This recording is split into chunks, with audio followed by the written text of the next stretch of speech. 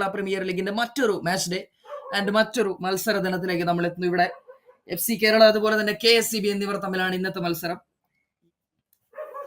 FC കേരളയുടെ ടച്ചോട് കൂടി തന്നെ മത്സരം ആരംഭിക്കുന്നു. ഇവിടെ ഡിഫൻസീവ് ലൈൻ അവിടെ നിന്ന് ഫോർവേഡ് ലൈനിലേക്ക് നല്ലൊരു പന്ത്. KSCBയുടെ നല്ലൊരു മുന്നേറ്റം, നല്ല ഒന്നാം തരം ഒരു പന്ത് ആൻഡ് എക്സലന്റ് ചാൻസ്.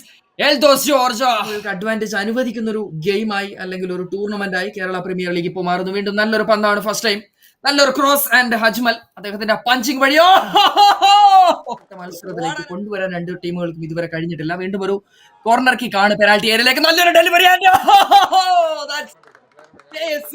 ഒരു ട്രെയിലിംഗ് സിറ്റുവേഷനിലേക്ക് വീണ് പോകുന്നു. 25ാമത് മിനിറ്റ്. ഇതായിരുന്നു ആ കോർണർ ആണ് ആ ഒരു ഗോളിനെ വെച്ചത്. കോർണർ തീർച്ചയായും മിസ്റ്റർ നിജോ ഗിൽബർട്ടും. നിജോയുടെ കിക്ക് നേരെ ഹെഡർ വഴി വലക്കകത്തേക്ക് തുളച്ചിറക്കാനുള്ള ഒരു ശ്രമം. ആൻഡ് അവിടെ ചെറുതായി ഡിഫൻഡറുടെ ടച്ചും ഉണ്ടോ എന്നുള്ളൊരു സംശയം മാത്രം ബാക്കി. ഒന്നാം പകുതി അവസാനിക്കുമ്പോൾ FC കേരളക്കെതിരെ കേരള സ്റ്റേറ്റ് ഇലക്ട്രിസിറ്റി ബോർഡ് മത്സരത്തിന്റെ 25ാമത് മിനിറ്റിൽ ഒരേ ഒരു ഗോളിന് ഗോൾഡൻ ഓപ്പർച്യൂണിറ്റി ഉണ്ട് റൈറ്റ് നൗ. FC കേരളയുടെ നല്ലൊരു അറ്റംപ്റ്റ്. KCB with run. അവിടെ സ്ക്വയർ ഓപ്പർച്യൂണിറ്റി ഉണ്ട് റൈറ്റ് നൗ. നല്ല ഒന്നാം തരം ഒരു പന്ത് വൺസ് അഗൈൻ.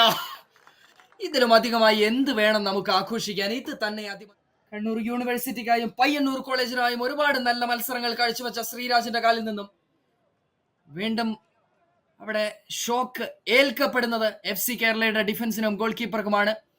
ഒരു ഈസി ഓപ്പർച്യൂണിറ്റിയാണ് ശ്രീരാജിന് വീണ്ടും കിട്ടിയത്. അർജുൻ ശ്രീരാജിന് വീണ്ടും ഒരു ഓപ്പർച്യൂണിറ്റി. ശ്രീരാജ് വീണ്ടും നിജോ ഗിൽബർട്ടിന്റെ ഒരു കോർണർ കിക്ക്. വൺസ് അഗൈൻ ശില്പിയായി ഉയർന്നു വരുന്ന ഒരു കാഴ്ച.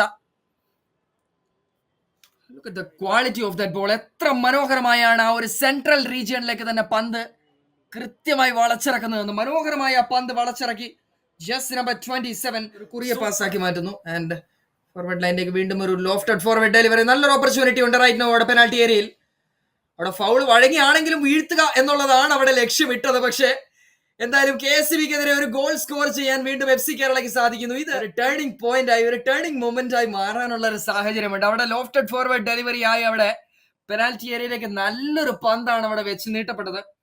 ആൻഡ് ജസ്റ്റ് നമ്പർ 26 ഇബ്രാഹിം ആ ഒരു സിറ്റുവേഷൻ ഹാൻഡിൽ ചെയ്യുന്നു. ഈസി ആയി കളിക്കുന്നു KSCB. ആസ്വദിച്ച് കളിക്കാനുള്ള ഒരു ശ്രമം നടത്തുന്നു KSCB എന്തായാലും. കാരണം അവരുടെ കയ്യിലേക്ക് വളരെ സേഫ് ആയ ലീഡ് ഉണ്ട്. ഒരു കട്ട് ബാക്ക് പാസ് ആണ് റൈറ്റ് നൗ ആവശ്യം. Easy pass and easy goal. മത്സരത്തിന്റെ 94ാമത് മിനിറ്റിൽ 94th മിനിറ്റ് ആയിരുന്നു ഒരു മുന്നേറ്റം. വീണ്ടും ഇവിടെ സബ്സ്റ്റിറ്റ്യൂഷണൽ കളിക്കളത്തിലേക്ക് വന്ന അതേ താരം തന്നെയാണ് വീണ്ടും ഈ മത്സരത്തിന്റെ വിജയശില്പിയായി വീണ്ടും മാറുന്നത്. ഫൈനൽ വിസിലിന് വേണ്ടിയുള്ള ഒരു കാത്തിരിപ്പിലാണ് right now. And final whistle coming in. മുഖ്യ referee mister Rajeev Kumar. Kerala state electricity board 4 and FC Kerala 1.